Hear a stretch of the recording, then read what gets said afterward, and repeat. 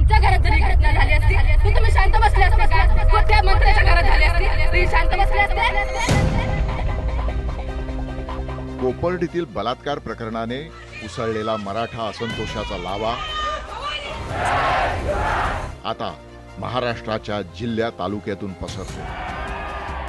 पिढ्यानपिढ्या सत्ताधारी असणाऱ्या प्रस्थापित नेत्यांना मागे टाकून मराठा तरुणाई नवी सामाजिक आणि राजकीय मांडणी करते.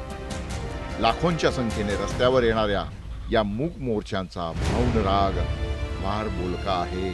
तो सगळ्यांनी वेळीच समजून घेतला पाहिजे.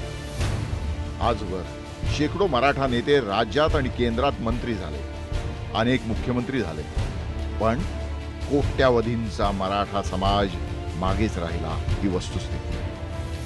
सहकारी आणि सरकारी संस्थांचे संस्थानिक बनलेले मराठा नेते वर्षानुवर्ष सत्तेची सुवर्णगंगा स्वतःच्याच दारात अडवून बसले.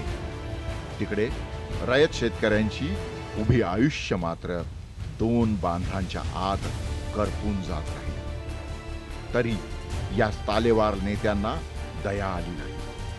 आता याच रयतेच्या घरातील मुलाबाळांच्या मूक मोर्चाच्या आवाजाने सर्वांची झोप उडाली.